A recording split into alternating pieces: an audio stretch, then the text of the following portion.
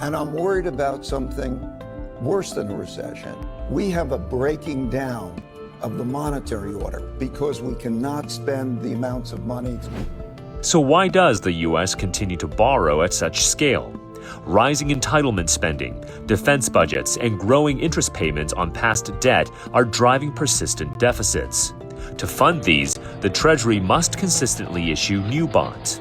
In effect, global bondholders are lending to the U.S. government, but some are becoming more cautious about its long-term ability to manage the growing debt. This is not an issue of credit rating.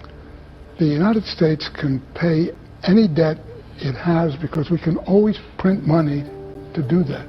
It's not a free lunch.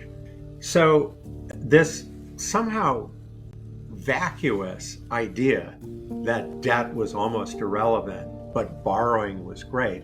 It's all predicated on debt can go to the moon. Meanwhile, the Trump administration's renewed push for tariffs and a more protectionist trade policy could put further strain on global trade and reduce international demand for U.S. dollars, potentially weakening appetite for U.S. debt. Ben Stile of the Council on Foreign Relations notes that most countries with that level of debt to GDP would face a crisis. The U.S. has avoided that largely because the world still relies on the dollar for trade. To use American strength, but to negotiate well.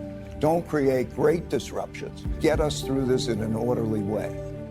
The U.S. enjoys structural advantages, chiefly the dollar's role as the world's reserve currency and deep, liquid capital markets. These factors have helped cushion the impact of rising debt levels.